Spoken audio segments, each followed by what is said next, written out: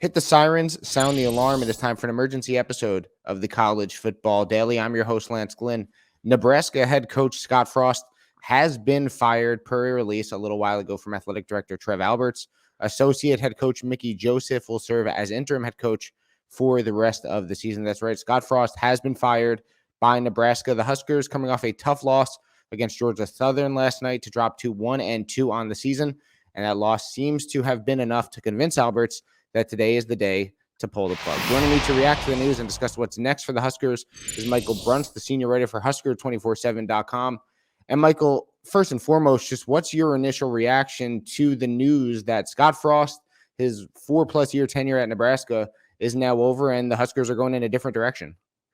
Yeah, it's not necessarily that it happened that it's surprising. It was kind of more the timing. Scott Frost's contract situation and everything that happened last fall is pretty well documented. That basically October 1st, his buyout was going to drop from $15 million to $7.5 million. I mean, that's a significant amount of money you're talking there. Nebraska's schedule between now and then, they host Oklahoma this coming Saturday. Then they have a bye, and then kind of awkwardly, they play Indiana on October 1st. So it's like, how do you make that work?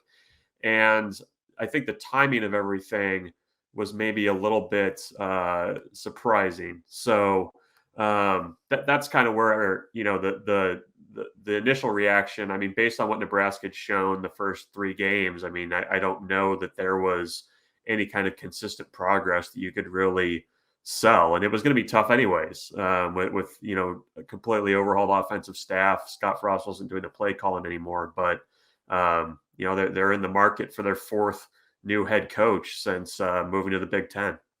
Yeah, they are, and they'll, I'm sure, do a national search to find whoever that next guy might be. And we'll get to a couple options in a little bit, but you mentioned the timing, and October 1st was obviously a day everyone had circled, or I'm sure all Nebraska fans had circled on their calendar as the day his buyout dropped pretty significantly. But why do you think they decided on doing it today? Because, again, that's a big saving when it comes to money. If they had just waited now 20 days, sure, it's a couple games, but you said they have a bye week in there.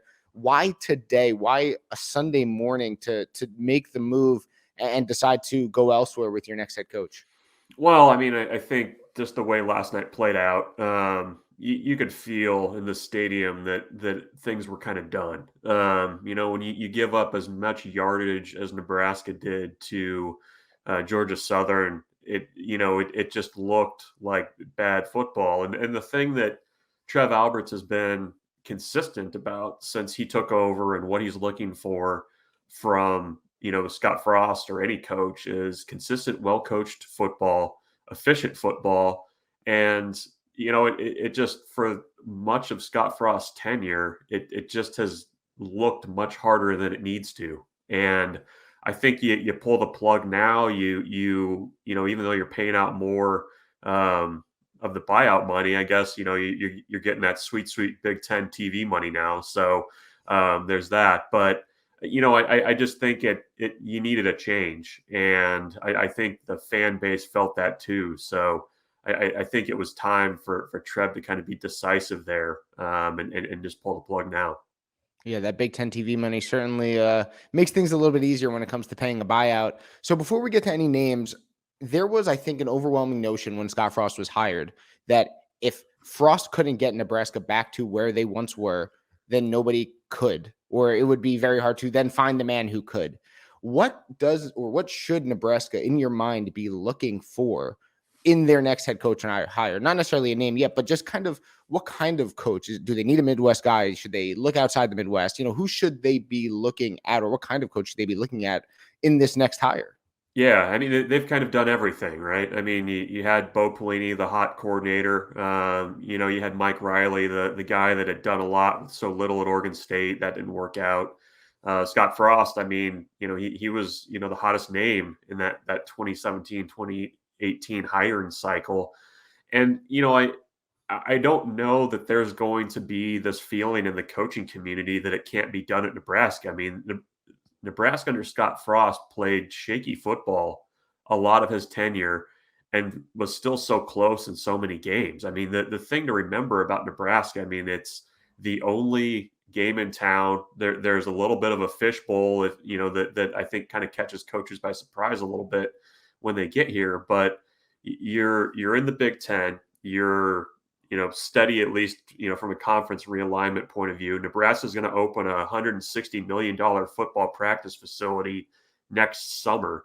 So I mean, you're kind of coming into a pretty good situation. Trev Alberts, I think, is a pretty good coach as AD. He understands football. I think that matters. So I think there's a lot of selling points. I mean, I think for the initial thought that if Scott Frost can't do it, who can? I mean, if you've watched Nebraska over the last few years, it really shouldn't have looked as difficult as it did at times. And I think that fact will at least get coaches interested in what the potential is there. So then, Michael, last one from me. Let's talk some names. I mean, there have been names I feel like that have already been thrown out. Obviously, some in the Midwest. Chris Kleiman, for example, is a name that I've heard. I really like Matt Campbell. It wouldn't shock me if they go Lance Leipold, especially with starting 2-0 at Kansas.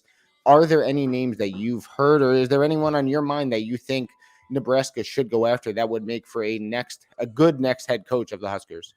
Yeah, Campbell's an interesting name. I think any of those guys that you mentioned kind of fit that piece of, guys that are really good at developing talent. And, they might not have the flashiest recruiting rankings or stuff like that. And Nebraska's recruited very well under Scott Frost relative to how they've performed on the field. I think those are all possibilities. I mean, a guy like a Bill O'Brien who has some Big Ten experience, he's out there as well. I mean, even a name like a Gary Patterson. I mean, he's a little bit older, but played good defense. He's had a lot of good seasons at TCU. I think Nebraska is going to really, cast a pretty wide net here, because I think sometimes I think a lot of fan bases are this way. I think Nebraska is especially, is you get caught up on connections to the program and who knows things. And I think that's been a little bit limiting to Nebraska in the past. So I think they kind of need to go outside of that mindset a little bit. I think Trev Alberts thinks of things a little bit differently. But, by making this move now, you're able to, really kind of look around the country, see what's there, and also just kind of gauge the temperature of some of these coaches. I mean, even guys like Matt Rule in Carolina, does he want to get back in the college game? That's a question to consider there. So, I think that there's going to be some good options for Nebraska this time around in this hiring cycle.